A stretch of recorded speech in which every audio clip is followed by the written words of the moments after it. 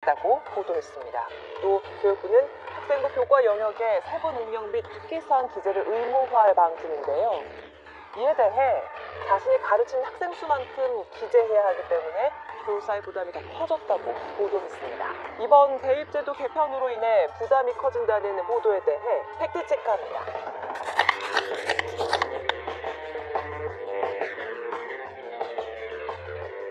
오늘 명확한 사실 확인을 위해서 교육부의 조은희 과장을 자리로 모시겠습니다. 네, 안녕하세요. 교육부의 교수학습평가과장 조은입니다. 반갑습니다.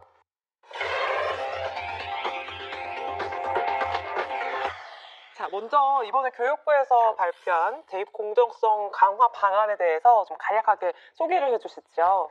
그동안 학생부 종합전형이 공정성이나 투명성 측면에서 문제가 많다라는 비판이 계속 제기되어 왔었고요. 네. 학종 실태 조사에서 이것을 확인했습니다. 그래서 이번 대입 공정성 강화 방안은 이런 문제의식에 따라서 단기적으로는 대입 전형 간 불균형이 심화된 일부 대학에 대한 전형 비율을 조정하고 아울러서 학종의 공정성과 투명성을 제고하기 위한 제도 개선 방안을 담았고요. 네. 중장기적으로는 미래 사회에 필요한 역량, 이것을 측정하기 위한 새로운 수능 체제에 관한 내용도 담겨 있습니다. 그러면 본격적인 팩트체크 한번 시작해 보겠습니다. 이번 제도 개편으로 인해서 모든 비교과 활동이 반영되지 않는다. 사실입니까? 사실이 아닙니다. 그동안 교내 수상, 그리고 자율 동아리, 개인 봉사와 같이 교사가 정규 수업 안에서 관찰하거나 지도할 수 없는 항목들이 대입에 반영되면서 공정성 측면에서 계속해서 문제가 돼 왔었고요. 네. 이번 기회에 그것을 바로잡고자 하는 것입니다. 따라서 현재 중학교 2학년 학생들이 대학에 응시하는 2024학년도부터는 네. 학교의 자율활동, 그 다음에 선생님들이 지도하시는 정규 동아리, 그 다음에 교내 봉사활동, 그리고 다양한 진로 활동들을 포함해서 정규 교육과정에 포함된 비교과 영역은 여전히 중요한 전형 항목으로 그렇게 활용되게 돼 있습니다. 댓글을 보면은요, 비교과 반영이 축소되면서 결과적으로는 이 학종이 무력화되는 건 아닌가. 네네. 다시 말해서 입시 제도가 과거로 그냥 다시 돌아가는 게 아닌가, 이런 비판이 있거든요. 어떻게 보세요? 예, 말씀드린 것처럼 그 학생들이 학교에서 가장 많은 부분을 차지하는 것은 역시 교과 활동입니다. 네. 그래서 그 교과 세부 능력 특기 사항의 경우에는 학생들이 총 3년간 한 40여 개의 과목을 수강을 하게 되는데요.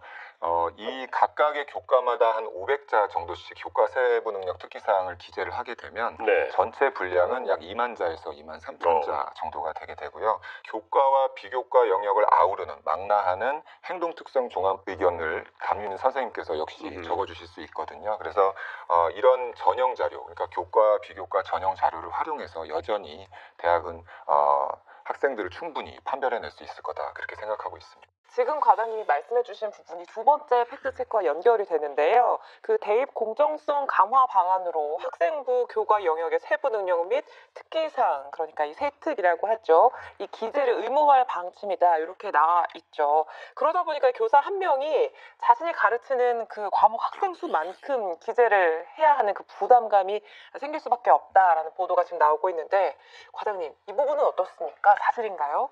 일반고 기준으로 해서 현재 교과 세부 능력 특기 사항을 국어, 영어, 수학을 적어주는 비율이 한 70%까지 올라와 있는 상황이고요. 다만 아까 말씀드렸듯이 비교과 영역이 좀 축소가 되면 교사들의 부담은 조금 완화될 가능성이 있습니다. 그래서 물론 어려움은 있겠지만 시도교육청이나 학교랑 협의를 하고 협력을 해서 이런 부분들은 조금 의무화하는 게 교육적으로 옳지 않나, 그런 생각을 하고 있습니다.